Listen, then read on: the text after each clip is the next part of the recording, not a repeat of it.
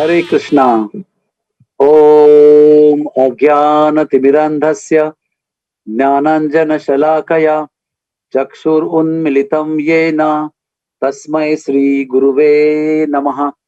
Shri Chaitanya Manobishtam Sthapitam Yena Bhutale Swayam Rupak Kada Mayam Dadati Swapadantikam Shri Krishna Chaitanya Prabhu Nityananda Shri Advaita Gadadhar Shivasadi Gaura Bhakta Vrinda Hare Krishna Krishna Krishna Hare Hare Hare Rama Rama Rama Hare Hare। तो आप सभी प्रेक्षकों का आज के उडुपी क्षेत्र में जो पाजका क्षेत्र है, today we welcome you to the holy yatra of पाजका क्षेत्र which is in Udupi Kshetra. Pajaka Kshetra is a place of Madhvacharya. If you get down from Udupi station, around 5 to 6 kilometers, you will come to the main Udupi Krishna Matha, where the Krishna temple is there, where the Kanakana Kindi is there, where Ananteshwara, Chandramoleshwara temples are there. From there, if we travel southwards and then eastwards, totally 12 miles, about 18 kilometers, then we'll come across a beautiful mountainous place called Pajaka Kshetra. This Pajaka Kshetra, we have to turn from Kadpadi to the left side, and then we travel for another 8 kilometers and we'll come to a very beautiful area which is very, very natural, full of the forest. We are in the middle of forest only. There's a nice, beautiful road goes all the way up to the birthplace of Pajaka Kshetra, and the whole Kshetra continues even further because there are so many ponds are there also. So before we visit that place, we would like to understand the beautiful story behind that place, how all these things happened. You know, historically speaking, Mayur Varma, the king Mayur Varma, established the Udupi Kshetra as a kingdom, and he was ruling the kingdom. And one day Kashyapa Muni came there, and Kashyap Muni came there, but he refused to stay there because he said that in your place there are no qualified Brahmins. I do not see them anywhere, so I will not stay in this place. Not to lose association of Kashyapa Muni, Mayur Varma went around in a place called Ahichatra, which is close by, and he requested all the qualified Brahmins from there to come to Udupi Kshetra and stay there. So in a number of villages, 32 villages around Udupi, he settled all of them down there, and he offered them the puja of Chandramoleshwara, Ananteshwara, and later they also started worshipping Udupi Krishna. And some of them were called as Shivalli Brahmins, who were staying in those particular village. In that Shivalli Brahman ancestry, one Narayana Bhatta Madhyageha was born. And he was a very pious Brahmin. He married with Vedavati, and he was staying in Shivalli village, but he had one daughter and two sons. But unfortunately, his two sons died. So very sad that he lost his sons. So he came to Pajaka Kshetra, and he stayed there with only one daughter now. And desiring a son, he every day walked barefoot with his wife for 12 kilometers from Pajaka to Ananteshwara. And he only drank milk and did Payovrata for 12 complete years of Kali Yuga. And then he would do that every single day, and whole day with his wife spent in worshipping Ananteshwara, praying, performing austerities. In 1238 year 1238, in that year when Makara Sankranti came in January, in our villages there are so many beautiful festivals for Makar Sankranti and other festivals. People gather, have satsang, association, light lamps, sing songs, dance, worship the Lord, eat prasadam. So like that, Makara Sankranti was being celebrated in Ananteshwara. And every temple in South India, they have a most typical structure of temple, and they have Dhwajastambha, a very big pole just outside of the temple, and is very tall. And at the end of the tallest point, there is a flag, which they do the hoisting of the flag on that day to enjoy the festival. So, like that, they were all gathered outside. A large crowd was there. Madhya Geha was there. His wife Vedavati was there, and there used to be a one mad person, a psychiatrically ill person, and he would be always there. He would make some mischiefs, some fun, and always talk irrelevant. People noted him, and they ignored him because he was a madman. But on the day of 1238 year, on the day of Makar Sankranti, suddenly when the assembly was there, this madman climbed the flag, all over the flag, and he announced that very soon Mukhya Prana Hanuman will take birth and will establish the personality of Godhead against the Mayavad of Nirakar philosophy. Everybody was surprised. He spoke so coherently, so eloquently, and so gravely. Everybody was surprised, and no one knew. After climbing down the flag, Dhwajastambha, where he disappeared. Never they could see him again. So he was a God sent personality acting as a madman, but he was a divine message he gave. Now, what is the story behind this? The story behind this is it was Kali Yuga. Already around 400 and 4,300 years have passed. And then Buddha had appeared and he had established Shunyavada. That means everything is zero. You have come from zero, you will go to zero, and you have to achieve nirvana in zero. That is Shunyavad. Everything is void. And then Shankaracharya had come to bring up people to some understanding of God. So he came, Lord Shiva came as Shankaracharya, and on the order of Vishnu, he established the impersonal nature of the Lord against the zero condition, zero situation. Buddha came and destroyed all the Vedic understanding and destroyed the understanding of God so that people stop sacrifices for selfish purposes. And then when that misuse of Vedas was stopped, and then Lord sent Shankaracharya to establish the impersonal nature of the Lord. That is called Mayavad or Advaitavad. But everywhere there was much chaos because of this Advaitavad and Shunyavad. So all demigods gathered to meet Brahma, and they were praying to Lord Vishnu. Vishnu appeared there, and all the demigods said that on earth there is a chaos because of Shunyavad, because of voidism, and because of the impersonal philosophy of Shankaracharya. At that time, Brahma said that this is not time for Lord's scheduled incarnation. So there was a silence because no what to do. If there is no scheduled incarnation, then what will we do? How do we solve the situation? At that time, Brahma started gazing. Vishnu started gazing. I'm sorry. Vishnu started gazing on all over the demigods. Now, when the Lord gazes, his gaze is so much of love, full of appreciation, full of encouragement, full of spiritual energy. And at that time, the Lord gazed at each and every demigod with love. And his gaze settled and stopped on Vayudev. And for a long time, Lord Vishnu gazed at Vayudev. And finally, with so much of love, he told Vayudev, it is time for you to go. Please go down and incarnate yourself as Madhvacharya and destroy the principles of voidism and impersonalism established by Buddhadev and Shankaracharya, and establish my position as supreme personality of Godhead, and established the position of Jiva as a separate individual entity. That is Dvaitavad. So Ayudha was very happy, and this was the announcement which that madman did, climbing over the flag post, that very soon Mukhya Prana means Hanumanji will appear as a great personality in Pajaka Kshetra and will establish the dual nature of the Supreme Lord and the living entity. So as I told you, 12 years of tapasya finally resulted in pregnancy of Vedavati. And Vedavati became pregnant, and very soon they did Pusavan Vidhi at the 3rd month of pregnancy, and at 7th month of pregnancy they did Swada Bhakshana, yani Simanta Nayan Samskara.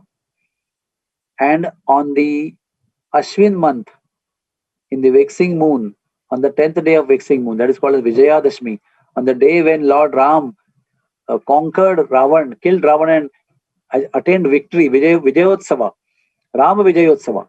On that day, Vasudev, a son, was born to Vedavati and Madhyageha Brahmana. And they were very, very happy because they were quite old that time. It was too late for them to have, but still, they were very happy to have this wonderful child named as Vasudev. They named him as Vasudev.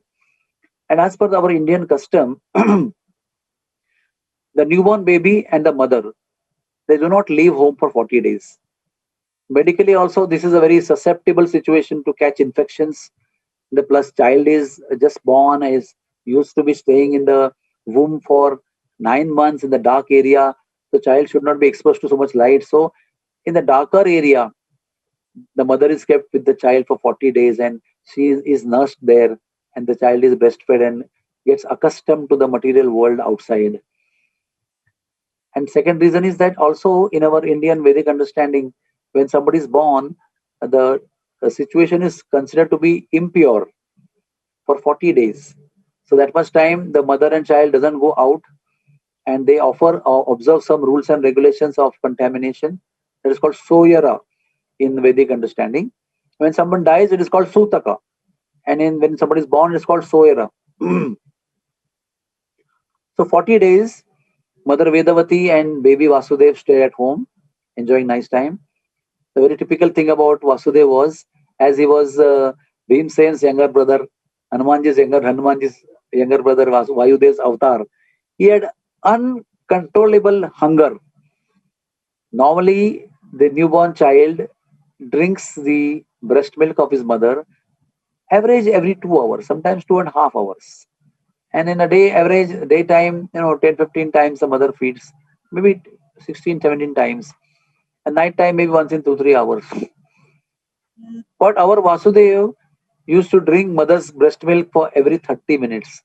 So you can imagine in a day, 48 times day and night, mother used to feed him. And he was so unhappy and always hungry.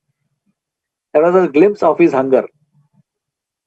Now, when 40 days were passed, they came out and there was a ceremony called Nishkramana Samskar. Nishkramana means the mother and the baby, they take bath, they get decorated, and the father and the family members and the assistants and friends, everybody, they make a small procession, and they put the mother in palanquin with the baby, and everybody carries palanquin, and they go to the temple of Lord Vishnu.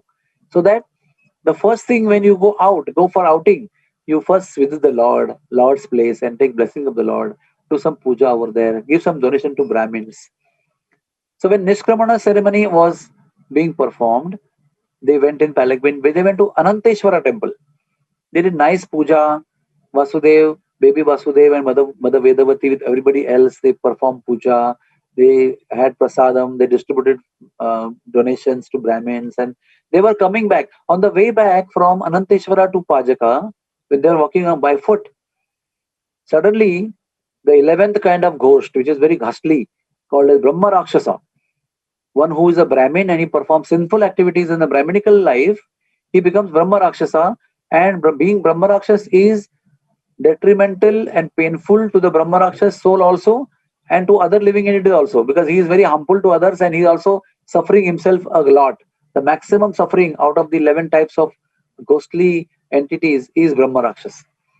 So the Brahma Rakshas comes and haunts one of the person in the procession, and that personality was haunted, started vomiting blood, others started getting sick, and through that person who was haunted, this Brahma Rakshasa started speaking, I will kill all of you. You will all get destroyed. So Madhyakaya asked him, what do you want? Why are you doing all these things? He said, I'm suffering as Brahma Rakshas.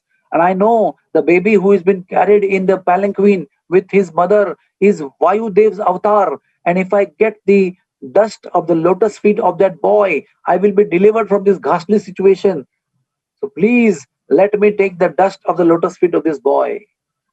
Everybody was amazed by the precise instruction of that Brahma Rakshasa, immediately Madhyageha brought the baby out of the palanquin, and that haunted person was touched with the lotus feet of this boy.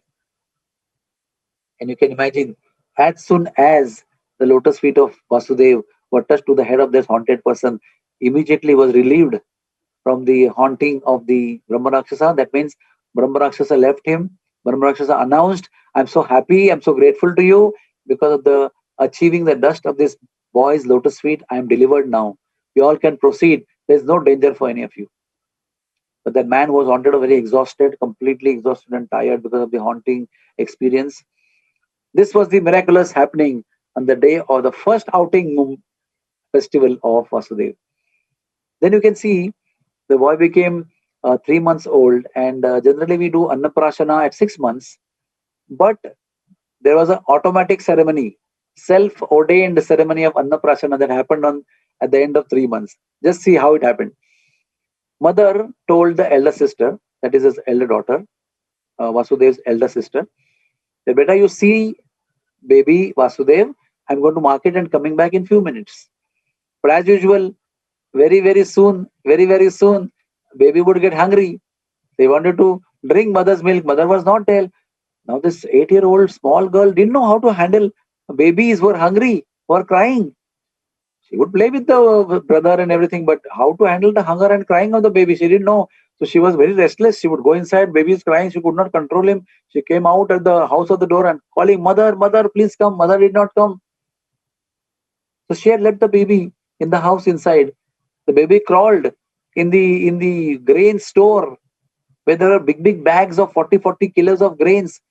So baby tore one of the grain bag and ate some grains raw, and then entered the bag itself and ate all the 40 kg of grain, all the 40 kg of grain. And in this unique way, the baby celebrated his own Annaprasana ceremony. So all the grain was accepted by the baby on his own only. It's a very unique way Vasudev conducted his own Annaprasana ceremony. Full day when he was a baby, crawling baby, he would hold the tails of bulls and wander around the villages in the Goshala also. Like our Krishna and Balaram used to hold the baby calf's tails and skate in the Goshala. So one day, Vasudev, I mean, he grew up, maybe 1 year old. I was talking also. His hunger was as usual before only, increasing day by day. So at 1 year of age, he asked father, Father, give me food, I'm hungry. Father, surprisingly, so loving father said, I will not give you food. I don't have any food. I don't have any money. Father, what happened? The father replied, I have taken a loan from Kakra Shetty, a person called Kakra Shetty. I took loan to buy a bull, and I don't have money to pay the money back. And Kakra Shetty has come sitting at the doorstep and is saying, I will not eat or drink till you pay my money. I'm not going to leave your place. So things were quite sensitive and tense. That's why father is saying, I cannot give you food. So little Vasudev said, Father, please take me to where Kakra Shetty is sitting. He took him to the doorstep of the main house, main entrance, and he told very lovingly, Kakra Shetty, Vasudev told, please come with me.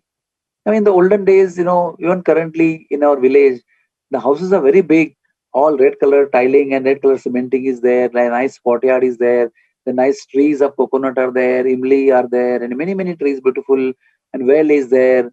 So house and center and lot of things around. So Kakra Shetty was pulled by hand by baby Vasudev and taken to the tamarind tree. And what Vasudev did, he climbed, he just seeing the hanging imlis, he took out the seeds of imli tree. And many of the seeds he gave by both hands to both hands of Kakra Shetty. As soon as the seeds were poured in the palms of Kakra Shetty, they all turned into gold coins. And so much gold coins, much more than the cost of the bull and the loan that Madhyagya had taken from him. He was so happy. He was so happy to see the miracle. Plus, he got so much of more wealth than what he was supposed to get. So very happily went back and everything was solved. Madhyagya was so happy. Next day, due to the greed and due to seeing the miracle of the child, he came again. He thought, I'll take the child again to the tree and get some seeds from him. I'll get some more gold coins. The next day he came. Again, the boy gave him some seeds, and those seeds remained seeds only. They did not turn into gold coins. So, what message do we get? Whatever is destined, you should be happy. You should not become greedy. When you become greedy, then all whatever you have also can get lost, and you can also get cheated by the providence. Then, when he became 3 year old, Vasudev became 3 year old in a village called Nediyura. There was a wedding ceremony. So mother, father dressed up well, dressed up Vasudev also and took the wedding. And Vasudev from childhood, he had no interest into worldly activities. So what happened? The mother and father and every relatives, they got busy in talking to each other and everything. They engrossed and enjoying the wedding ceremony. The baby was not interested. He went away. He just left the arena of wedding, went out. And after some time, the wedding was over and mother, father, they were wondering, where is Vasudev? They were searching here and there. Maybe he's playing here and there. But he was not found anywhere. They went out of the pandal of the wedding hall. They went to the village, they searched him everywhere. But they could not find Vasudev.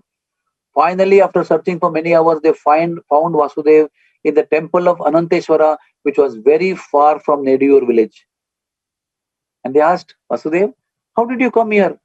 Vasudev said, Lord Narayan brought me to the village, out of the village. And then Sri Hari escorted me to Udupi, and I entered the temple of Ananteshwara, and I was praying to Ananteshwara. Madhyagya was very scared. This is very mysterious. We don't know what is true, what is false. Which thief has picked him up from there, we don't know. So they could not relate, but they were very scared. At very spot of Ananteshwar temple, Madhyagya prayed to Ananteshwara, please protect my child Vasudeva. And then Vasudeva became 4 year old. At the age of 4, there is a custom to start learning. That is called Vidyarambha Sanskara, the beginning of Vidya. Also called as Hate Khadi Sanskara. Hate means a slate, Khadi means the chalk. And they write. First thing, they will take a rice plate full of rice and they'll write Omkar or some other syllables. And then they'll take a slate and they'll start writing with the chalk all the important syllables. So it is said that when the Hatekadi Samskar, Vidyarambha Sanskar was being performed, Mother Saraswati Devi was standing personally next to Vasudeva with folded hands. And she conferred him all the blessings. And it is said that he could pick up everything. He learnt everything very fast by the mercy of Saraswati Devi. So much so that in the childhood itself, one time he challenged one Bhagavad Kathakar, stopped him in the Katha, pointed his faults out and corrected him. One time he corrected his father also, Madhyagaya Bhatta, who was talking something about scriptures. Little Vasudev corrected him. Such was his learning capacity and such powerful Brahmanical boy he was. At the age of 5, it was proposed that he would be given Janev Sanskar, Upanayan Sanskar. The rule was that Upanayan Sanskar would be done at 8 years of age. But due to the fast learning and super intelligence of this boy, Vasudev, he was offered this opportunity at the age of 5. He effortlessly learned Agnihotra, Mudra and Kriya at the time of Upanayan Samskar with shaved head, with garlands, with danda in the hand. He looked so attractive and shining and effulgent that demigods showered flowers from the sky. So at the time of his birth, there were flower shower in the sky by demigods. Also at the time of his Brahminical Samskar, Upanayan Sanskar, the demigods showered flowers from the sky. Then at the age of 5 years, after he took Brahman Diksha, he started going to the Gurukul, which was a little away from the school. By foot, they would walk every day. And what happened, there's a very typical thing. Because of his uncontrollable hunger, he would come home from school every 30 minutes to eat something. So the teacher, the Guruji, also was quite puzzled. He said, Vasudeva, if you go every 30 minutes home, you take some minutes to go and come back. What about that teachings? What about those shlokas which I will do in between those 30 minutes when you go and come back? So he would recite all those verses with jati, pada, krama, tala, and sur, everything perfectly. What he taught the disciples in Vasudev's absence. So the Guruji was quite puzzled, the Guru Maharaj, the teacher in the school, and he was asking, Vasudev, how do you learn all those things? How do you know all those things? So he just said, because of my past life knowledge. And that was taken as amazingly, it was taken as a childhood talk. But but the mysterious talk of the child was not understood by the teacher. But it was true. He was a great soul. He had knowledge acquired in the past lives. So with this extraordinary capacity of learning, he was given name as Ananda Tirtha.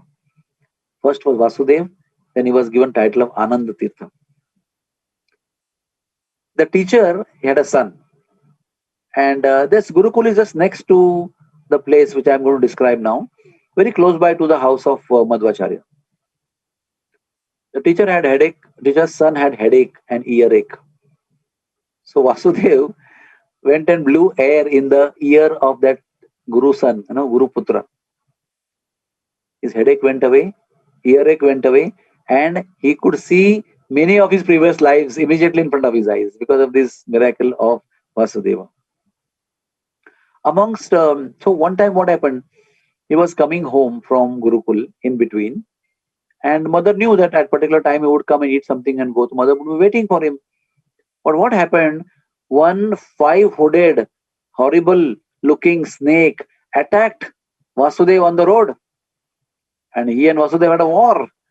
And Vasudev, so strong, with the big toe of the right foot, he crushed all the five hoods of the snake and killed him there. Today there's a very beautiful white temple, nice white temple, cordoned with nice fence, and that place is there monumented where Vasudev killed Manimana Rakshas. The Rakshas was Maniman. And who was Maniman Rakshas? He was a demon whom Bhima killed in the previous life, as in Mahabharat, in the war of Mahabharat. So he had reincarnated to take revenge. And in this life also, Vasudev killed him by crushing. And that place is commemorated there as Manimana Vadasthala. And now what happened? Another wonderful thing happened. In this battle and killing, some time went away. So he got late. So Mother Vedavati was anxious. She thought, what happened? Where is my son? So she started calling from home, Vasudev, Vasudev, where are you, Vasudev? Vasudev understood that his mother is anxious. So if he goes walking, then what will happen? Then he will get more late. So what he did, he just jumped from there. Straight he jumped into his house. And where he landed on a stone, today also his footprints are there. Where he landed, right straight he jumped. That shows his prowess as Vayudev's son. And immediately attended to his mother and he ate prasad and he went back to school. Now, amongst all the Shastras, he loved Taittiriya Upanishad very much. He also commented a lot, very systematically on this Taittiriya Upanishad. He would give pravachans. There's a place in Ananteshwara temple. When you take parikrama of the temple on the right side, immediately when you turn right, there's a sitting area where you can have big window there, nice room inside and a lot of space outside to sit for people who are audience. And he would sit there and give lectures every day when he became a grown-up man. When time came to leave Gurukul because his education was over, his guru's name was Totan Tillaya Acharya. He wanted to offer Guru Dakshina.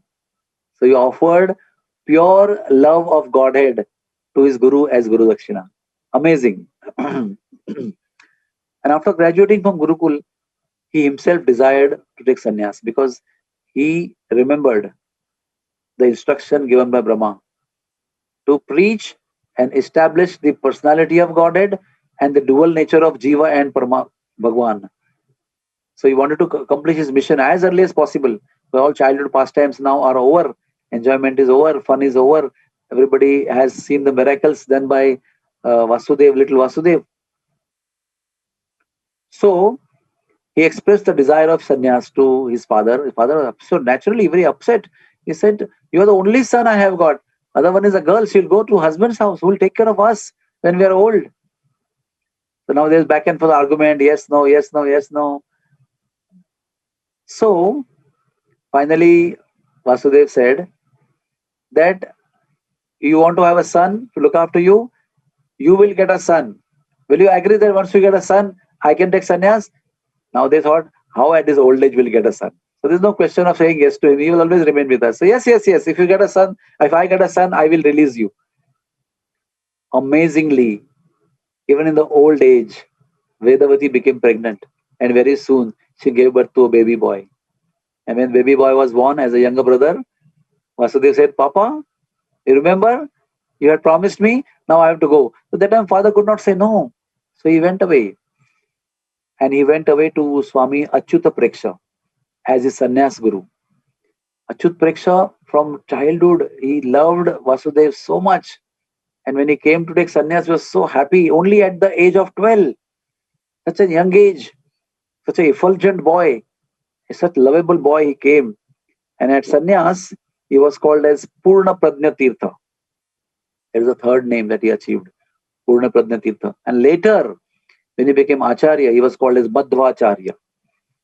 Now, when sannyas ceremony took place, it's again the demigod showered flowers, and then the deity of Vishnu, spoke to Achyuta Preksha Swami that I am giving my dear Purna Pradnya to you because of your pure love and devotion for me. I am offering you as a gift, as a disciple, that is Purna Pradnya Tirtha. After taking sannyas, Purna Pradnya Tirtha, that is Vasudev Ananda Tirtha, went to Badrikashram and achieved a spiritual initiation from Veda Vyasa, the disciple of Narad Muni, the Jnana incarnation of the Lord. That was the real spiritual initiation and acceptance as a disciple. So he was a disciple of Veda Vyasa, Vyasadeva. There he received instruction from Vyasadeva to write commentary on Mahabharata because he was eyewitness as Bhima to the whole story of Mahabharata. So he wrote Mahabharata Tatparya Nirnay as an eyewitness finding. So amazing points are there into this particular grantha, very big grantha available in Udupi. He wrote many literatures, many granthas he wrote, preaching the philosophy of Dvaitavad, defeating the philosophy of Advaitavad and Shunyavad. All the mission of his life was to uh, establish the personality of Godhead, the Dvaitavad. Now, before that, Buddha had appeared and negated all the Vedas, negated the personality of Godhead, and preached Vaidism. After that, to establish Lord again, Lord Shiva came as Shankaracharya and established the principles of Nirakarvad, at least one step ahead of Vaidism. Shankaracharya did good service by establishing at least the personality of, the Lord being there, the Lord exists, but he exists as Nirakar, or impersonal Shakti. And further than that, Madhvacharya preached the doctrine of Dvaitavad. That means the Lord is not only energy, he is energetic, he has energy, and he is a person, and the Jiva also is a person, and they are two different entities. Jiva and Lord are not one. That's why whenever we see Madhvacharya's deity or Madhvacharya's photograph, we see a very hefty, very healthy, big armed person with having fingers raised like this, two, like this. That means Lord and the living entity. They are two.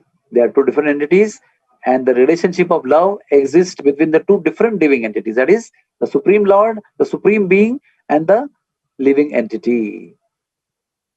So thus, we can see that Madhvacharya, he became Purna Pradnya Tirtha, became Acharya, Madhvacharya. He preached extensively. He traveled all over and preached this doctrine, defeating everywhere impersonalism. People used to run away from him. Anyway, he was very powerful physically also, very powerful spiritually also, very powerful philosophically also. He dominated the whole situation that time. And everywhere he established the nature of the personality of God as person and the living entity as separate. Dvaitavad he established. And then he would, of course, was based in Udupi. And one day, as a sannyasi, he had many disciples and many hundreds of disciples. A few of them traveled with him to Malpe beach, and he had some divine signal and intuition. So at that time, the boatman, with lot of sellable items, very costly items, he had come from Dwarka, and he had put two logs of Gopi Chandana to balance the boat on two ends of the boat. And then he was traveling, and his boat was lost in the cyclone when he came near Udupi, and the boat was revolving in the ocean like anything uncontrollably. The owner of the boat was completely in distress, and he was shouting, and Madhvacharya understood whatever intuition he was got was there hidden in that boat. So he removed his upper cloth as an incarnation of Vayu. He had the power. He moved the upper cloth in such a way that he controlled the cyclone and pulled, just by manipulation, he pulled the boat at the bank of the ocean.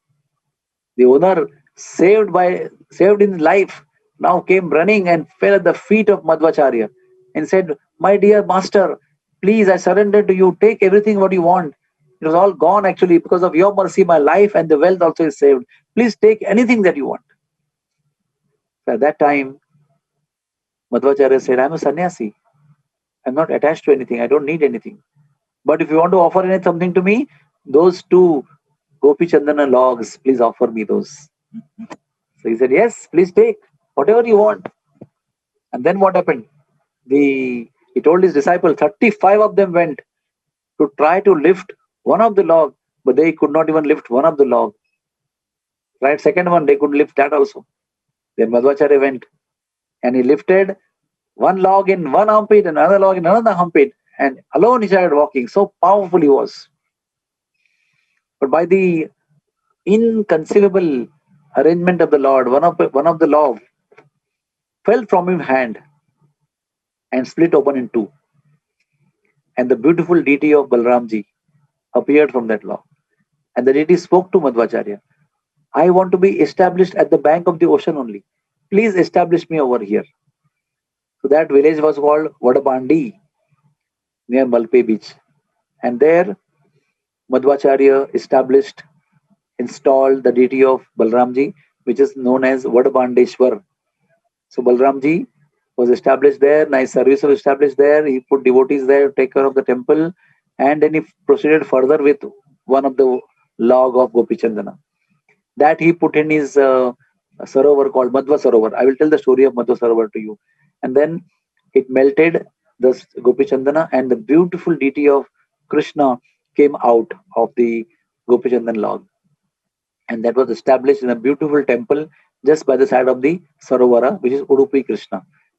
These Krishna Balram deities had appeared in Dwarka in the descriptions of Krishna Lila done by Rohini Devi for all the queens of Krishna. Now, about the Madhva Sarovar, what happened? One time, Madhvacharya, that is Purna Pradnya Tirtha, desired to go and take bath in Ganga. So he took permission from his guru, and Guruji gave permission to him, Achyut Preksha. But Achyuta Preksha Swami himself did not know what kind of attachment he had. Till the time he was having association and Sanidhya of Purna Pradnya Tirtha, he didn't feel so much. But actually, when he left Udupi to go to take bath in Ganga, Achyuta Preksha Swami felt so much separation that he could not bear, he could not understand. I cannot live without him. So he started praying to Ananteshwara, "My dear Lord Ananteshwara, please bring back, please bring back. Let Ganga appear here in Udupi itself." In response to his prayers, Mother Ganga appeared just next to Udupi Krishna temple in a small, shallow place. And the floods came of water there. Gangaji appeared in the hollow next to the temple. And soon the news was, somebody went to give message to traveling Purna Pradnya Tirtha, "Don't go to Ganga. Gangaji appeared herself in Udupi." So he returned back and he saw the miracle happening there. But the Ganga had appeared there. So he took bath, then he was satisfied. At the same time, even Achyut Preksha also felt very satisfied. So, thus the Madhva Sarovar appeared, that is Gangaji appeared in Udupi. And there's a beautiful temple of Bhagirathi Devi and also the crocodile, sitting on the crocodile. That is on the southwest corner. And from there, a bridge is there, right, which goes right in the center of the Madhva Sarovar, where there is nice canopy and there is worship being done. This Madhva Sarovar, Madhvacharya would took bath every day there. And all the followers, all the other sannyasis, the descendants of Madhvacharya, also take bath every day at 3 a.m. in Madhva Sarovar, and then only they can begin the worship of Udupi Krishna in their system. Because Madhvacharya, when he preached all over India, he then decided that for the forthcoming time there should be a system of worship of Udupi Krishna. He himself established all the meticulous pattern of worshipping Udupi Krishna. Then he chose 8 of his principal sannyasi disciples, and he established 8 mathas that are named as Kaniyur Matha, Saude Matha, Puttige Matha, Adamar Matha, Pejavar Matha, Parimar Matha, Sri Krishna Matha, and Shurur Matha. And he gave 8 different deities to his 8 main disciples, which they worshipped in their own place called their Matha. And he divided seva of Udupi Krishna for every 2 years for each Matha. That means after 16 years, there will be a cycle again repeated. So every 2 years, one Matha will serve Krishna, Udupi Krishna. Then these mathas also had built representative mathas around the circumference of the Udupi Krishna temple, in and around the Udupi Krishna temple. So when they would, particular matha will come to take over the service in their turn, at that time there will be a big ceremony, and they will bring their own deity also, and that deity will be established in one place inside the temple, and all the devotees of that matha will stay in that representative matha near Udupi Krishna temple, and from there they will do inside the temple, and the Guruji will also worship his own deity and also will worship Udupi Krishna deity for 2 years. A very nice system is established there. When the deity go on Rath Yatra every day, all the 8 mathas in the periphery, they will come out and offer lamps, offer arati to the Utsav Murti of Udupi Krishna. And the system is so beautiful. One particular Swamiji of one particular matha will be having his paryaya, that is turn. He will be in charge of seva, but lovingly he would invite fellow acharyas, fellow sannyasis of other mathas. So even if it is not your turn, other matha acharya can come, stay there, and maybe he can do Rajbhogas arti, he may be doing Shringar, he may do evening Chamar seva, he may do Shayan seva, he may do dressing seva. He will assist the main acharya who has his service. So this wonderful seva he established. Now, one time he was traveling for preaching. Many gundas attacked him. They said that with one hand he destroyed all the 12 gundas. He killed them. Another time, another set of gundas attacked him. By the power of his toe, big toe of his right foot, he crushed everybody. There are many more stories how he actually annihilated the attacking demons. Now, in his childhood also, and later also, he would go to one temple near his house called Kunjaragiri. This Kunjaragiri is supposed to be the incarnation of Antaranga Shakti, that is, we call it Radharani. Very beautiful temple on the top of a small hillock, having about 200 steps, right in the middle of forest on the hillock.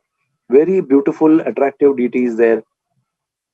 Very beautiful South Indian saris they use to dress her and ornament her.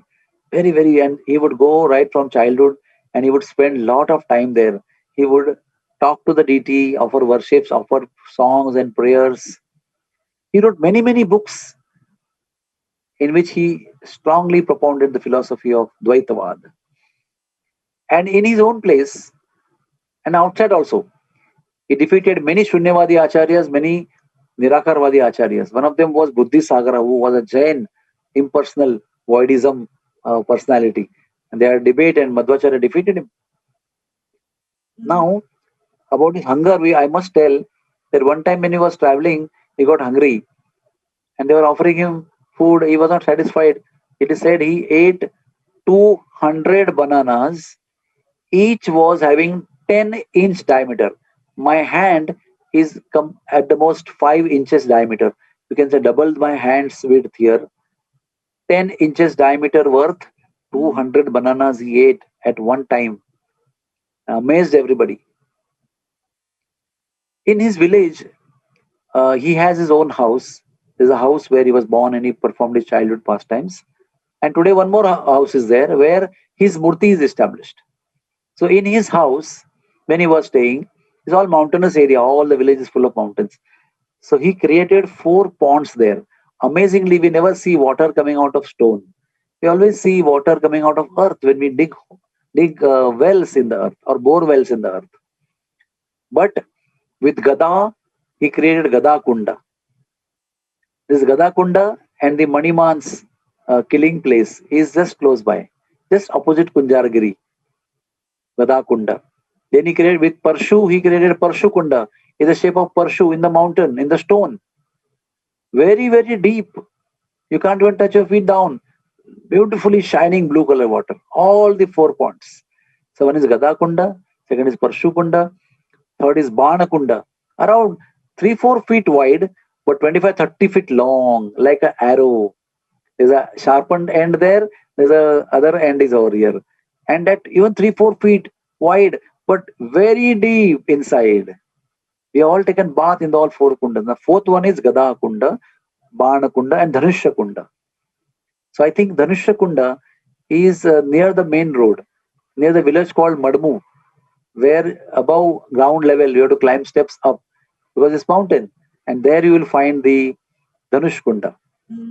And the 3 kundas, which are Parshu, Ban, and Gada, they are beyond the house of Madhvacharya, further down in the village of Pajaka Kshetra. Now, he declared after making these 4 kundas that whoever will take bath in these 4 kundas will not be taking birth again in the cycle of birth and death. He will not take birth again in the material world. So this was known to his mother. Mother said, Arey, I am such an old lady. I'm such an old lady. How will I go to all the mountains, climb it, and take bath there? How will I get moksha? So instantly, Madhvacharya created a pond in his own courtyard of the house, just outside his house. Very, very deep, very small, but very, very deep with beautifully blue colored water. And he said, Mother, if you take bath in this kund, you will get the benefit of taking bath in all the 4 kundas, and you will also attain moksha. That kund is still there today in his house, very, very deep and very blue color. If we take bath in that kunda, we'll also get benefit of taking bath in 4 kundas, and we'll get delivered from cycles of birth and death. But we have taken bath in all the 4 kundas by the mercy of Guru and Krishna. In his house also in the courtyard, there's something called Subramanya Gudi, which he established. Subramanya Gudi means the Ananta Sheshanag is established to protect the village, to protect the tradition, to protect devotion, and also physically. So you will find in South India many, many places Subramanya Gudi is there. The Subramanya Gudi is there in Udupi temple also to protect the wealth that has been that was procured by Vadi Raja. So one Subramanyam Gudi is established right in the courtyard of Madhvacharya's house. So this is the glory of Madhvacharya. What all we saw? In the beginning there is a Dhanush Kunda, then there is Kunjaragiri, then there is Manimana Vadasthala, then there is a house. In the house there is a Imli tree, then there is a place where our Vasudev jumped and the footprints are there. One more story I forgot to mention you, I think, that his mother told one time that I will go to market. Vasudeva, please take care of the pots. There used to be big pots used to be there of yogurt and milk and many milk products. And they used to be deep and they would be underground and they have big mouths. So there would be cats and dogs. So to protect this precious milk and yogurt, she told Vasudev, I'm going to market. Please stand here and guard these big pots of yogurt and milk. And Vasudev was restless. He wanted to play. So he lifted 2 big shilas of stone and put over those pots, closed the pots as lids, and went to play. After some time, the mother came and saw such big rocks are over the pots. The pots are safe, of course, but who has put these big rocks on the pots? So he called Vasudev and asked, Vasudev, who did this? Said, Mother, I wanted to play, I didn't want to wait here. So I made it a lid. So I had to lift a stone and put on the lid. She was very surprised with the power of Vasudeva. And then there's a place where when Maniman was killed, he jumped. And that place where he jumped on the stone, the footprints are there also in the home. So the Imli tree is there, the footprints are there, that pot is there, which is still lidded by the stone. All that is beautiful pastime. The kunda of the mother is there. Then the 4 kundas in the mountain are there. Maniman Vadastha is there. Kunjaragiri temple is there. It's a very beautiful place. Very, very purifying place with natural beauty, pure air, pleasing to the senses. And at the same time, the pastime places of Madhvacharya are very, very spiritually uplifting.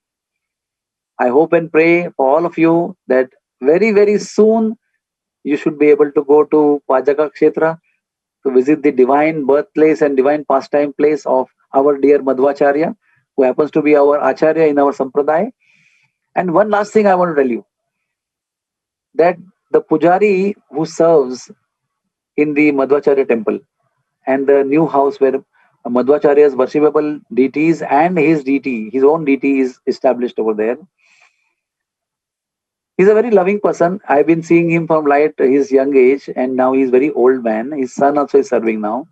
And he says one significant thing, that Prabhupada, who's the founder Acharya of ISKCON, he preached the glories of Madhvacharya so nicely that all the followers of ISKCON, all the followers of Hare Krishna movement, the devotees of Hare Krishna movement, they come very, very specifically to visit the place of Madhvacharya.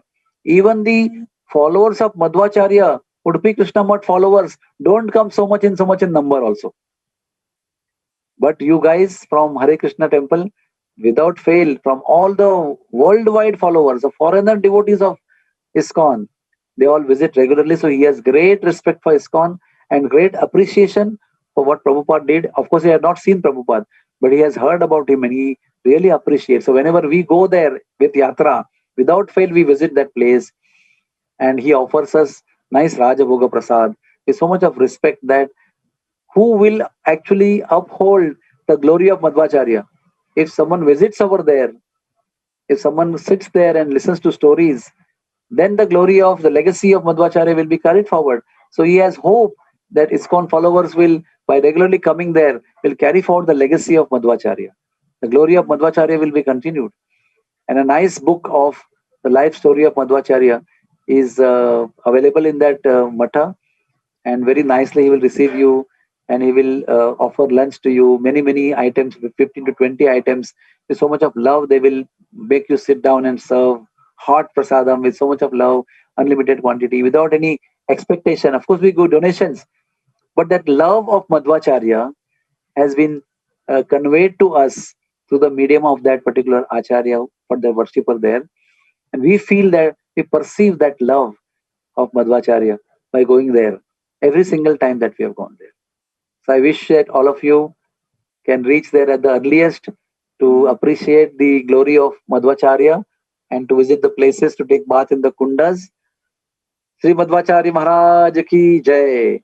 Sri Pajaka Kshetra Dham ki jai. Sri Udupi Krishna Dham ki jai. Hare Krishna. Thank you very much. Hare Krishna. Om Ajnanatimirandasya Jnananjana Shalakaya Chakshurun Militam Yena Tasmai Sri Guruve Namaha.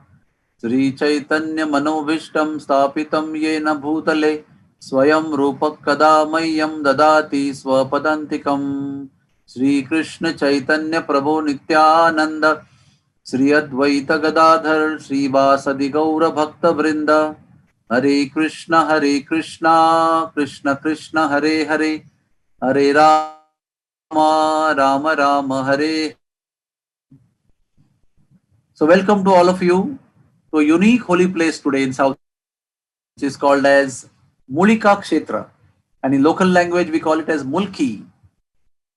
This Mulki is 25 kilometers south from Udupi and 25 kilometers north from Mangalore.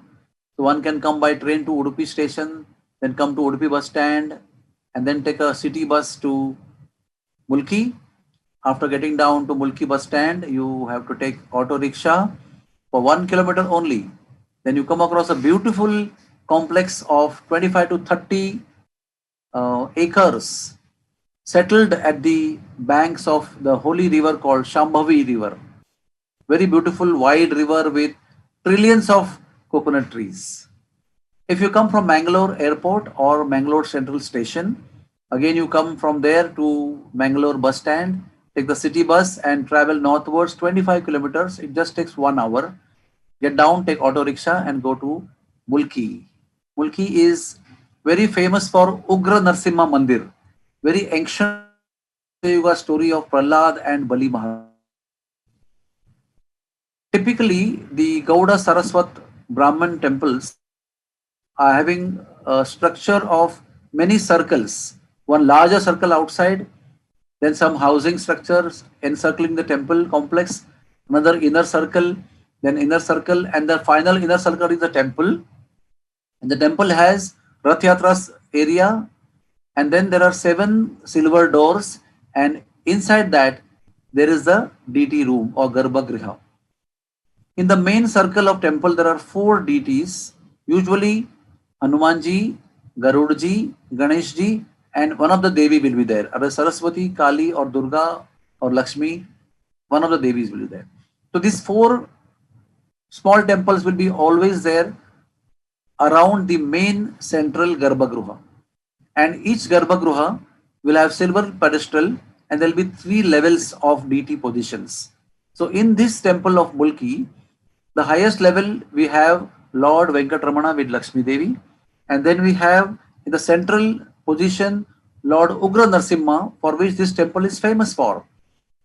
And on the lower level we have Lord Bindu Madhava with Bhudevi and Sri Devi. And on the ground level of the Garbhagriha, there is Vyasadev Murti, there are 2 Panduranga Murtis, and there is a big Narsimha Shaligram Shila. This is the whole temple structure. Now, the story of how the deities came there. So, first of all, the Lord Venkatramana came to this temple. In essence, all the 3 deities, all the other deities, small deities, they all came from somewhere to this place. So, this place is a Tirtha because the deities have come from outside to this place to perform pastimes. The first, the Karakala, there is another area called Karkala, which is on eastern direction, mountainous area. We come from Udupi and take left turn to east direction. And there on the mountain, this Karkala is there. This Karkala also has a Venkatramana temple. And one time, there was attack of the enemies to Karkala area. So with the fear of the enemies, the Purohits of the Karkala Venkatramana temple picked the deities up and went to Mulki.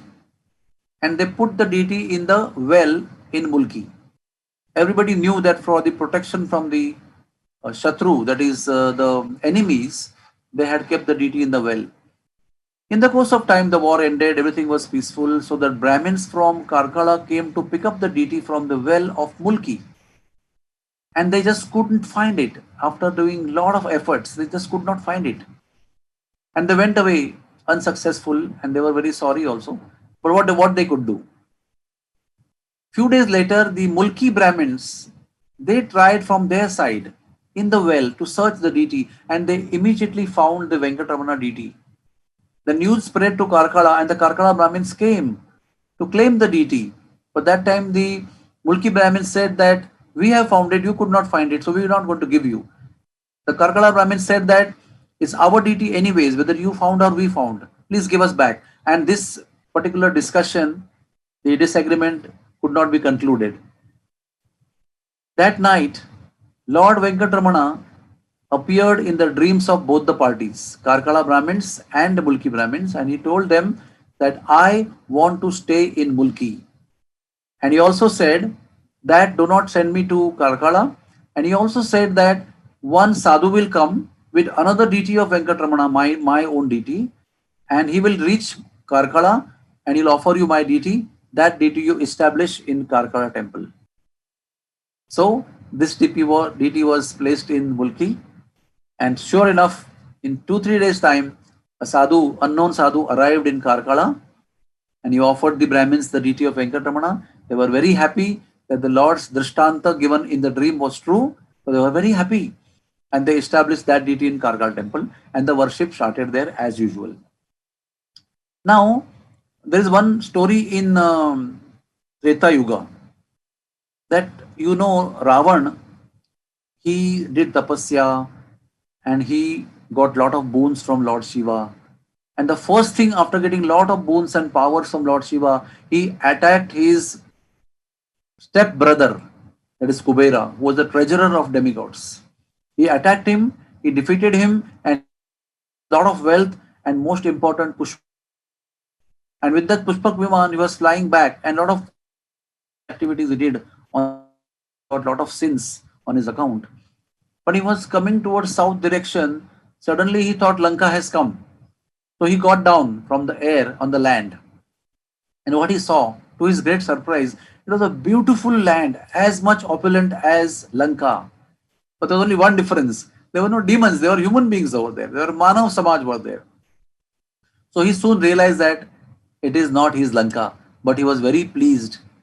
So what he did, he established a Shivalinga in a village called Pudupanamburu. He also established a Lakshmi temple there. And he flew back to Lanka. Then after that the war was there between Ram and Lakshman and Ravana.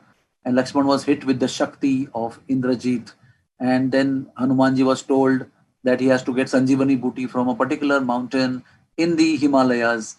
So Hanumanji was flying back with the mountain of Sanjeevani, entire mountain. And suddenly he got down on the land thinking that Lanka has come. But again, where Ravan had got down, Hanumanji has got down in the same place. So Hanuman also was very happy and bewildered and very mesmerized and amazed to see the opulence and beauty of this place. So he named this place as Vola Lanka. Vola means inner, Antar Lanka. Lanka, but it is different kind of Lanka. Now this place where he got down is also called as Hoige Gudde in Chitrapu village. And he saw that deity of Lord Shiva and Lakshmi Mandira. And again he flew back because there was no time too much spent there. So he flew back to Lanka and then Lakshman was revived. So this is the history that Hanumanji named this place as Vola Lanka. You can say as a Prati Lanka or a substitute Lanka, as much as Lanka. So this place has such wealth, such natural wealth, such opulence. Now in 1509, what I told you about Karkala Venkatramana was established in Mulki. In the same year, Lord Ugra Narsingha came there. Now I will tell you the story. It's a long story connected to Satya Yuga, in which first of all Lord Narsimhadev appeared to kill Hiranyakashipu, and Prahladji somehow was blessed by the Lord when all that pastime took place. And Lord Narsimhadev spent some time with Prahlada, taught him yoga, so he is Yoga Narsimha. And there are so many 9 Narsingha forms which did pastimes with Prahlad after Hiranyakashipu was killed. And when the time came to Narsimhadev to depart, to end his pastime, Prahlad was very emotional. He said, "My Lord, I will not be able to stay without you, without your association. I am attached to you." So at that time, Narsim Bhagwan instantly produced a deity of his own, which is Ugra Narsimha. A small deity which is about 5 inches in size at the most, with right leg bent in the knee and left leg on the right leg which is bent, creating a bed. And Hiranyakashipu on that bed, 2 arms were holding Hiranyakashipu, 2 arms were tearing the abdomen apart, and 2 arms were wearing the intestine as garlands, and 2 arms were holding Shankha and Padma. This beautiful deity was given by Lord Narsimhadev to Prahlad, and he told, "Please worship this deity. With this form of deity, I will be always with you, so you will not feel my separation." This was Satya Yuga. Somehow the pastime continued and Prahladji continued worshipping. Then he gave birth to Virochana. Virochana gave birth to Mahabali, the great devotee of the Lord. Mahabali, disciple of Shukracharya, performed great austerities and conquered the demigods. And then to conquer him, To cheat him, Lord took birth as Vamana Dev. And all of us know that when Vamana Dev appeared, Bali Maharaj stood up, was totally in awe and reverence to see the effulgence of this Brahmana boy, and he was very amazed. He offered Dakshina to this Brahmana boy at the end of his yagya after offering him obeisances. And Vaman Dev said, we all know the story that he asked for three steps of land, and then Vamana Dev grew into Trivikram size and Trivikram appearance and covered the middle and upper all planetary systems, all 14 planetary systems, which was owned by Bali Maharaj by his two steps only. And then third step was remaining, and naturally Bali Maharaj surrendered his own self, surrendered his false ego at the feet of the Lord, and the Lord was so happy with his Atma Nivedanam. And like never before, Lord blessed Bali Maharaj one after another with so many blessings. One of the blessing was that Lord said that I will give you Sutal Loka, which will be more opulent than Indra Loka also. Indra's Amravati will be appearing to be Nisteja, losing his luster. And first Indra only be envious of you. So to protect you from Indra and the demigods, I will send my Sudarshan Chakra to protect your Sutala Loka, your kingdom. And then you will not be affected by any demoniac influences on your consciousness. Although you will live amongst all demoniac family, for 36,000 you will rule graciously and gloriously the Sutal Loka. At the end of 36,000 years, you will become the Indra as you desired by performing the 100 yagyas. Additionally, I will come myself and become your doorkeeper of Sutal Loka. Now, amazingly and interestingly, Prahlad Maharaj also was there on the scene to see the glorious blessings that were received by his grandson, Mahabali. So he was witnessing right from beginning with his personal presence. And Vamandev was just pouring and pouring blessings on him. But when Prahlad Maharaj heard that Vamandev is worshipable Lord Vishnu, he is himself going to go and stay at Sutal Loka as doorkeeper, Prahlad thought, now I will not worship this deity anymore. I will go with the Lord. And Lord also said, you come with me. We will both sit at the door of Mahabali's palace and glorify Mahabali. So at that very moment, Prahlad Maharaj handed this deity of his own to some devotee there. And by mysteriously, Lord went to Sutal Loka, Prahlad went to Sutal Loka, and both of them sat down there and glorified at the gate of the palace. They glorified King Mahabali. Now, by the inconceivable arrangement of the Lord, Satya Yuga, Treta Yuga, Dwapar Yuga, and Kali Yuga came. This deity went in the hand of a devotee in Cochin, in South India, Kerala. And he worshipped him for a long time. And then at that time, Brahma Madhva Gaudiya Sampradaya Acharya, Swami Vijayendra Tirtha, the famous Digvijayi, spiritual Digvijayi Swami, he was performing his spiritual Digvijay in South India, and he was traversing from Cochin area. When he was walking by foot, he came across a well and he saw a snake on that well. That snake was doing something very mystical movements, which attracted the attention of Swami Vijayendra Tirtha. And he was amazed.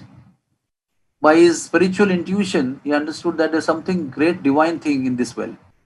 So he told his followers and disciples that please search in this well. There's something in the well. And sure enough, the disciples found Ugra Narsimha deity, which I described to all of you, the way Lord Narsimha Dev had given Prahlad Maharaj. The same deity was found there in Cochin. Now, he was very happy. He took the deity to his ashram and the banks of the. But after starting worshipping the deity of Narsimha Dev, if there was slightest deviation, slight mistake, there would be fire and there would be fights in the ashram. Now this happened once, this happened twice, this happened thrice, this happened plenty times, and finally this sincere, pure devotee Swami Vijayendra Tirtha, the Acharya of Brahma Madhva Gaudiya Sampradaya, he got frustrated. He thought, I am so fallen, I am so degraded that I can't serve you, my Lord. Please let me commit suicide. I will take you in my hands and I will jump in the ocean and end my life because I cannot please you. Every time I do, there's some mistake in your worship and you are not pleased with me. At that time, very mercifully, this Lord Ugra Narsimhadev spoke to Swami Vijayendra Tirtha. He said, my dear devotee, actually, I want to stay in Mulika Kshetra. I do not want to stay here. So please take me from this place to my desired place, that is Mulki. So Swamiji immediately wound up everything, his head and ceremonial followers. He started walking by foot to north direction from Cochin to Mulki. And it took him many days. Every day he would walk for the whole day by foot and then stay at some devotee's house at night, and again in the morning after Pratar Vidhi, he will start walking. So after a few days of walking, he came to the place called Podupanamburu, where Ravana had established Shivlinga, where Hanumanji also had arrived one time. This is just 12 kilometers from actual Mulki, in the place called Hoiga Gudde. Now, when he reached that place called Podupanamburu in Hoiga Gudde, it was evening time. So time to retire and take rest and again start next morning. But technically it was only 12 kilometers. So, but still they thought it's evening time, we will not travel in the night. That time there was a Jain king and he had a big palace in Podupanamburu. So they approached, Swamiji approached the king and said, can we get shelter in the night today? So the king, very surprisingly, started asking questions, telling his lack of faith in the Swamiji. He said, who are you? From where you have come? Why you have come? Where you want to go? Why you want to stay here? He was like expressing his lack of faith, lack of trust on that Swamiji. So Swamiji said, well, then I would like to go. What you can do is, if I am not going to stay here, it's okay. You give us one torchlight, one mashal with one flame, so that in the dark we will like to walk in some light and we'll reach our destination very soon. But the king even refused to give the flame also. At that time, Swami Vijayendra Tirtha got the feelings inside the heart that this king is such an inauspicious person. I don't even want to stay here one moment. Even though it is night, I will walk in the night, but I will not take shelter at this place because the Lord is not welcomed over here. I don't want to stay here. And he left that place. He was not disgusted or angry, but he thought, I should rather leave. And he started walking away. As soon as he left the palace and walked little away, the whole palace went ablaze. It took up flames, fire took up, and the flames engulfed the whole palace. And such a huge flame was created by the fire, by consuming the palace, that it was suitable or enough to light the 12 kilometers path all the way towards Mulki. It was such a big fire. It was such a big light created by that fire flame. And taking advantage of the light created by the fire flame, the Swamiji walked very, very fast. And in the middle of the night, they reached Mulki. And as soon as they reached Mulki in the middle of the night, they went to a devotee's house, they stayed there, and the flame got extinguished. Now, another very unusual thing started happening in Mulki. When they reached Mulki, they saw Shambhavi river, everything was fine. The place was the same place what they had destined to reach. But wherever Swamiji stayed, there was fire, and there was quarrel. Swamiji, by previous experience, understood that we have not reached the right location in Mulki.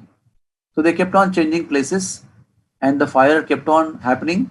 Finally, when they came at the bank of Shambhavi river, where the temple is currently standing, when the Lord was put there, all the fire stopped, everything was peaceful.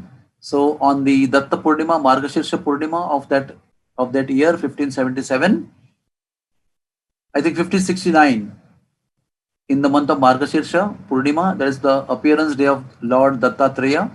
On that day, which is called as Pratishthe Punnav in Kannada language. That means the Purnima on which the Pratisthapana, the establishment, the installation of the Lord was done. And with a very huge ceremony where Lord Venkatramana was already existing, on the second level of pedestal, Ugra Narsimha was established. Very, very beautiful festival was there. And then, after a few days, the king wanted to repair his palace, which was burnt by fire. So he ordered best quality of fresh wood from outside Podupanamburu. And as soon as that fresh cut wood would enter the borders of Podupanamburu, they would appear like totally burnt, like almost ashes. So he got tons of wood from outside, but as wood entered inside the border of Podupanamburu, it used to. So then the king was, something mysterious was happening. So he called his Raja Purohit and he inquired, my dear Guru Maharaj, please tell me, what is this mystical thing happening? So at that time, the Rajaguru told him that you have offended a pure devotee of the Lord.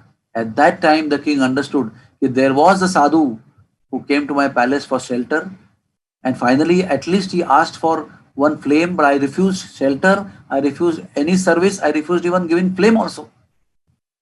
And that he remembered that very day, the flame of the fire consumed his palace.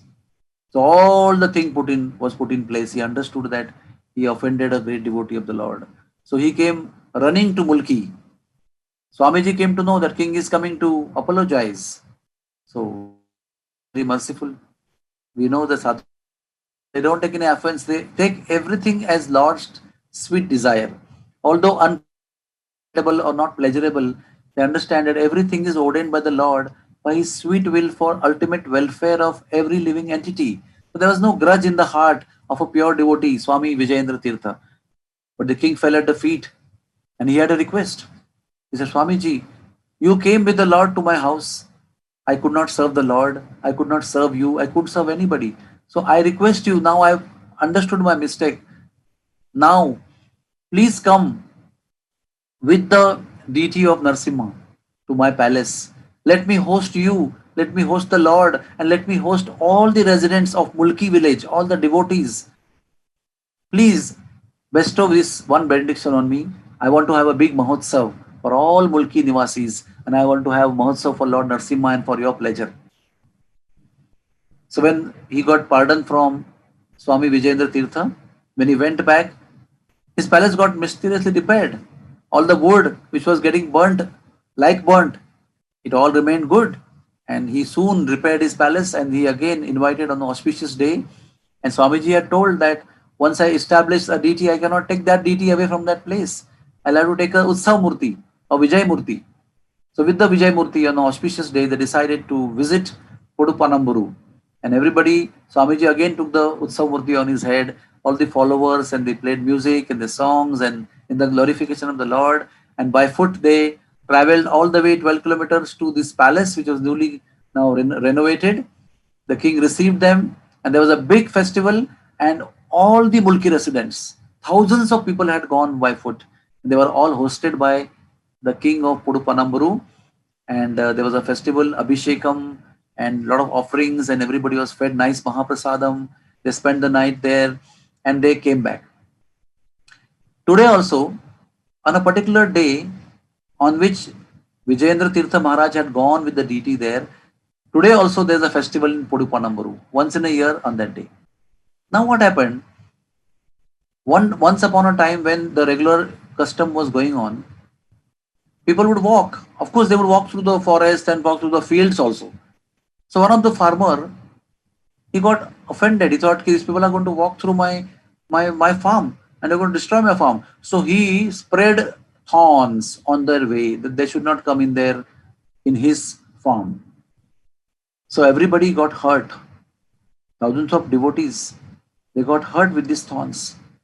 So instantly when this was happening, the house of that farmer got on fire and completely burnt. So he came to his senses. He understood that because of my offense to these devotees, because I troubled them unnecessarily in a selfish way, my house got burned. So he came running to Podupanamburu and fell at the feet of Swamiji and said, Swamiji, please forgive me. I made a mistake. I want to invite the Lord because Lord was coming through my field. I rejected him, his devotees, himself, and you also. Swamiji kindly again agreed. And from there onwards, every year when there is a festival in Pudupanamburu, the deity also, takes a halt at that place of the farmer. Then some offerings are done, some puja is done, some celebration is done, some service is done, and the Lord proceeds to Pudupanamburu to have a full day festival. So this is the story of how Ugra Narsimha came there. Now I will tell you some more pastimes of Ugra Narsimha, but before that I will tell how Lord Bindu Madhava, the third deity, came there. There was a descendant of Swami Vijayendra Tirtha, whose name was Swami Madhavendra Tirtha. He is different from Madhavendra Puri. Madhavendra Puri is just before two generations of Chaitanya Mahaprabhu. This is way before Chaitanya Mahaprabhu, Madhavendra Puri. There was Swami Rajendra Tirtha was there, whose disciple of Swami Vijayendra Tirtha. And from Vijayendra Tirtha, there was a Madhavendra Tirtha. So Madhavendra Tirtha Swami was in Kashi because Gauda's Brahman, Saraswat Brahmin community hails from actually Kashi Math. They have a big establishment in Kashi. So there is a temple of Lord Bindu Madhava. There's a story, there are two stories are there. One story is that when Lord Vishnu became Mohini Devi, and Lord Mohini Devi in the form of Mohini Devi, she was distributing Amruta, the nectar to all demigods. At that time, it is said one drop of nectar was stuck to the hands of Mohini, which when Mohini turned into Ma, it was there also. Lord name got the name Bindu Madhava, the Bindu of nectar, which the Lord Bindu Madhava resided in Kashi. But when the attack of Muslims was there, at that time, Swami Madhavendra Tirtha got this deity of Bindu Madhava all the way down to Mulki. And then Lord Bindu Madhava was established at the third level of pedestal, on the silver pedestal. He was established there. Another name, a story was there, that there was a devotee called Agni Bindu of Lord Madhava of Kashi. So Lord was very, very pleased with his devotion, and Lord said that I will attach your partial name to my name. Your name is Agni Bindu. I will attach the Bindu part of your name to my name. And that is also another reason why Madhava was named as Bindu Madhava. And thus, after 200 years, in 1777, the deity of Bindu Madhava was brought to Mulki temple. Now, as I told you before, that wherever in other places where Lord Ugra Narsimha was kept, there was fire. Now, one time, for the pleasure of the Lord, they arranged a drama. Like we perform drama festival every year, we have different Bhagavatam dramas, Vidam Pauranic dramas, historic dramas, spiritual dramas for the pleasure of devotees and the Lord. So on the Narasimha Chaturdashi day, on the appearance day of Lord Narasimha, they decided to perform a drama of Prahlad and Narasimha and Hiranyakashipu. All the script was written, all the acting practice was done, the characters were chosen, who will become Narasimha Dev, who will become Hiranyakashipu, who will become Prahlad, and everybody. And on the day of Narasimha Chaturdashi, the drama started. Now, amazingly, the drama was progressing very well. There were thousands of people watching the divine drama, and the time came for Narasimha Dev to kill Hiranyakashipu in the drama.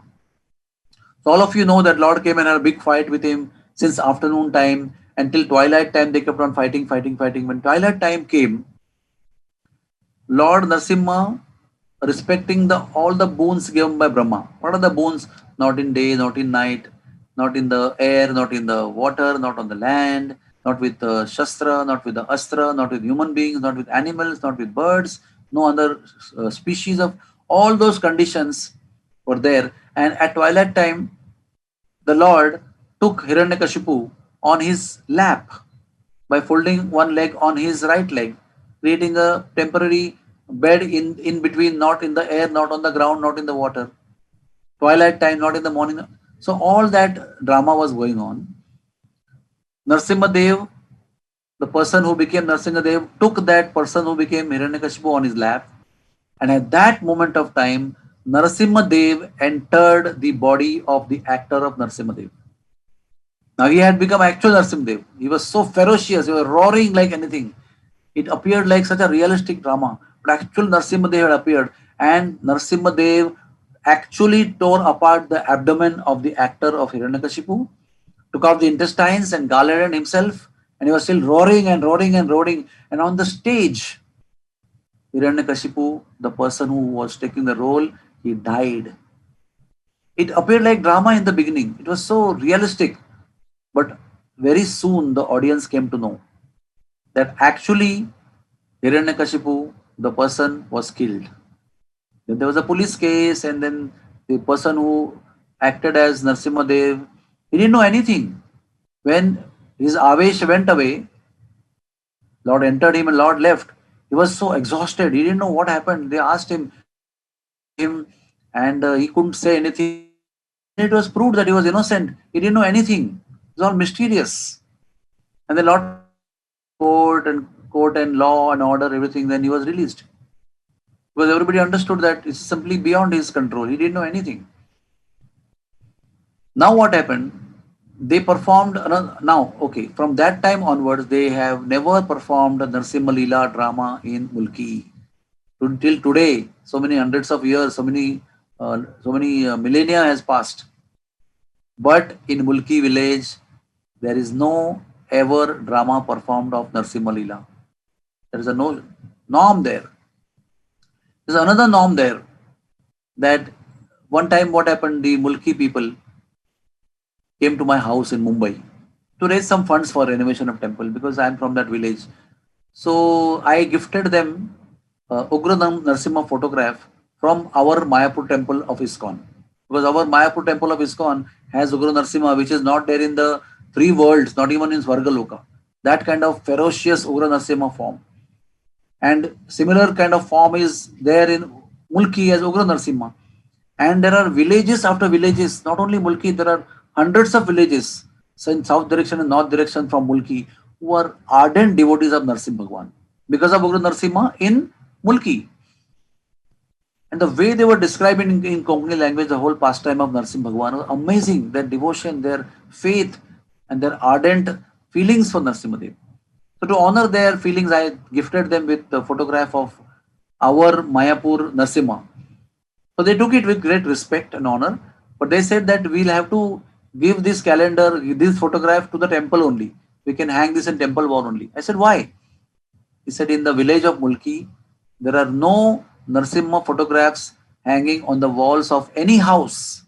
Why? Because the moment we hang any Narsimha picture or poster or calendar on our house walls, there is fire in the house and there are fights in the house. So all the gifts that we receive in the form of Narsimha photographs or calendar, we have to go and hang in the temple wall. So if you go to temple of Mulki, you will find hundreds of calendars and photographs and pictures hanging on many walls filled with pictures. Many walls filled with pictures. It's another mystical thing. And the Narsimha deity is so small that actually you cannot appreciate when you take the darshan in front of the deity because anyways there are 7 gates, 7 doors, one after another, silver doors. And after 7th door inside there is a small room where the deity exists and the deity is only 4 to 5 inches tall. So what they have done, they have taken the deities out when they do Narsimha Jayanti celebration. They take up the deities out and they have taken a lot of pictures and they have magnified to 10 times maybe. And that big picture is displayed on the wall. And everybody goes to the wall and appreciates the features of the deity. It has got big tongue coming out and all the beautiful features of wearing the intestinous garland, pairing about with 2 arms, holding the 2 arms, Hiranyakashipu having on the right hand the sword hanging down towards the ground, and there are other deities of Bindu Madhava and Venkatramana and Sri Devi, Bhudevi, Vyasadeva. So this is a mystic thing about this. And the 2 they come there. At one point of time, 4 families of Gauda brought from different places to worship the deity. At that time, they had 2 of them had Panduranga deities as their home worshipping deity. So when they came with the deities and they said, we will also worship our Panduranga along with Ugra Narsimha, Venkatramana and Bindu Madhava. That is why there are 2 Panduranga deity is standing at the feet of this pedestal. And there's Vyasadeva deity, and also there is a Narsimha Shila, which are all worshipped together. Another unique nature of this place is um, there's a there are many circles, and all these circles are having residences of all the Brahminical priests who are entitled to serve the deities. They have their turns. So all the 25-30 families are given residences in the whole 25-30 acres area in circular form. All the circular forms are encircling the temple in between, and everybody stays around the temple. But in the middle, in the innermost temple circle, there is one circle where there is a well, and the kitchen is attached to that. And the rule is only from that well and wet water is used to deity. And like Jagannath Puri, we know in Jagannath, the whole big earthen, the rice and dal and sabjis and sweets and vegetables are cooked. And the same very pot is taken higher to the Lord Jagannath and offered with love and devotion. Similarly, in the copper vessels or in bronze vessels, which we do kalai inside, only these vessels are utilized, like big, big handis. And in these handis, the upada rice and the sabjis and the coconut sabjis and so many things are traditionally cooked there. And straight the big, big pots are taken inside the temple room. And when the temple room is receiving those bhoga items, the parikrama path is closed because it comes in the middle of parikrama. Parikrama is stopped. The bhoga is transferred to the inner sanctum sanctorium, and straight the pots are kept and tulsi is offered and mantras are offered, and directly the food is offered. When the bhoga is many handis of many items, about 10 to 15 handis are offered, then the same handis are picked up and they are taken to Hanumanji, Garudji, Ganeshji and Deviji. Now after that, when you, if you at all reach there by 12, the bhoga arti is there. After the bhoga is offered, and then there is a arti of afternoon. Whoever unknown, known, from Gauda Saraswat Brahmin caste or from whichever caste, whoever people are there from all walks of life, whoever is present there, they are all very lovingly invited to take lunch Mahaprasadam. Then they are all taken at the backyard of temple and sit on the ground and eat on the banana leaves, and very beautiful, typical, traditional South Indian food is cooked and extremely tasty. Not necessary to tell you that. Very, very beautiful, lingering, sweet taste of that Mahaprasadam. In the evening also, when there is 7:30 Aarti is there, at that time also, whoever is present are invited to take free prasadam there. Amazingly and mysteriously, Lord Ugra Narasimha, Venkatramana every day go on evening Rath Yatra. Sometimes they are in golden palanquin, sometimes they are in silver palanquin, sometimes they are on the golden chariot, fully solid gold chariot, or sometimes they are on the fully silver chariot. It's a grand festival because there are many circles, so they go to bigger circles in the evening, have a nice traditional sanai playing and ghatam playing, and they travel around, and every day there's a beautiful Rath Yatra ceremony. It's a grand ceremony, so every day. And for the village, it's amazing thing. Everything ends in the temple. Any samasya, any troubles they have got, they will reach the temple and they will ask the Lord, and the pujaris will give them solutions. Our Indian tradition is such beautiful that there is no need to travel abroad or to do anything anywhere else but the village. The village is complete in itself. The deity of the village is the Lord of the life of all the inhabitants of that village. Thus we see that culture in Mulki village. Amazingly, on the day of the anniversary of Brahmotsava, whole day celebration is there. All the youngsters will come. Thousands of coconuts they will grate to create the bhoga and the sabjis and the sweets and everything.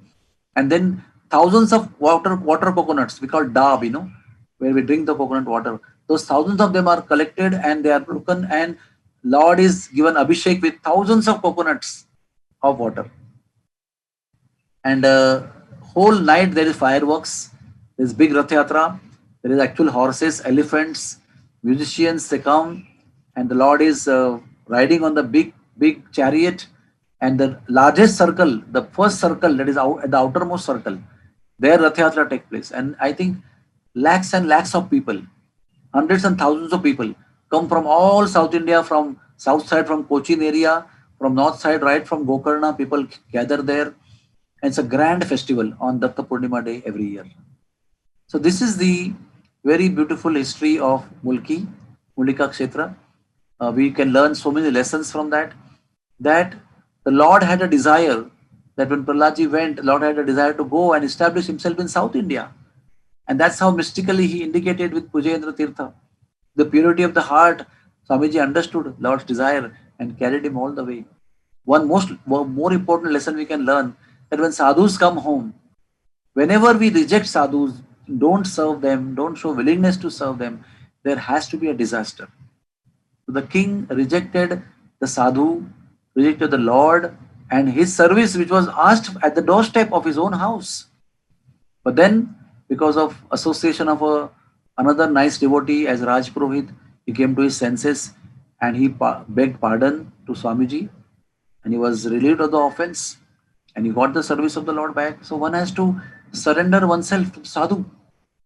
Then we get relieved of our offenses when the sadhu forgives. Only when the sadhu forgives, we get relieved and the mercy of the Lord again falls upon us.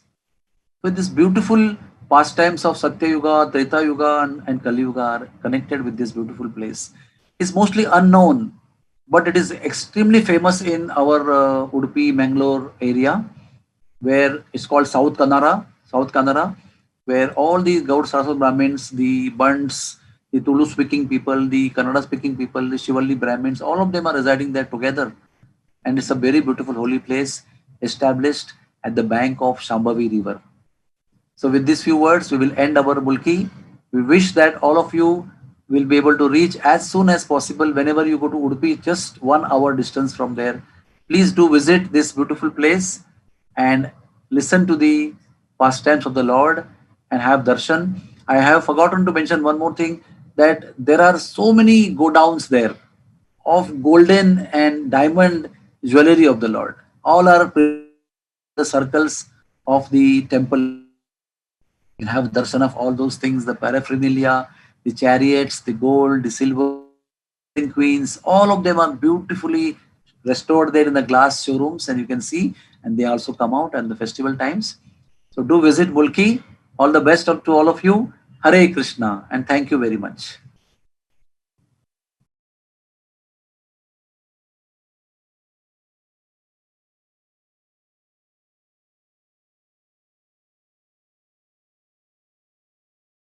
RG Media YouTube channel. Like, share, subscribe.